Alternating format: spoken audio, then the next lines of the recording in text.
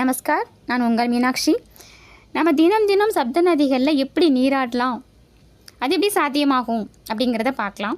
நதிகளில் நீராடினா செய்த பாவங்கள் அனைத்துமே தீர்ந்து போகும் அப்படிங்கிறது அனைத்து மதங்களுமே அழுத்தமாக சொல்லக்கூடிய ஒரு உண்மை. இதனால தான் மனிதர்கள் நதிகள் மீது நிறைய நம்பிக்கை வச்சுருக்காங்க. அப்படி இருக்கிற பட்சத்தில் சப்த நதிகளும் எங்கெங்கே இருக்குது? காவிரி தென்னிந்தியாவில் இருக்குது, கர்நாடகாவில்.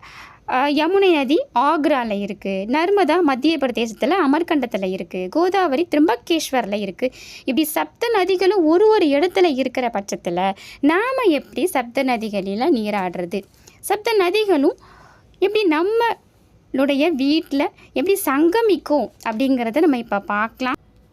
நாம் தினம் தினம் ஸ்நானம் பண்ணுற அந்த தருணத்தில் இந்த ஸ்லோகத்தை உபாசனை பண்ணுறதுனால நாம் சப்த நதிகளில் நீராடிய பவித்திரத்தை நாம் உணர முடியும். இது வேதபூர்வமான சாஸ்திரபூர்வமான நிதர்சனமான உண்மை. இதை பார்க்கலாம்.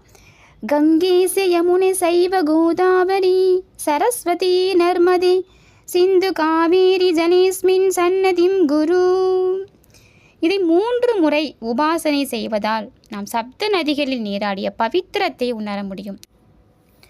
மேலும் நேர்மறை எண்ணங்களை நாம் எப்பொழுதும் நம் மனதில் பெற இம்மாதிரியான ஸ்லோகங்கள் வழிவகுக்கும். இம்மாதிரியான ஸ்லோகங்களை தாங்கள் உபாசனை செய்து வாழ்க்கையில் என்றென்றும் வெற்றி பெற என்னுடைய வாழ்த்துக்கள். நன்றி.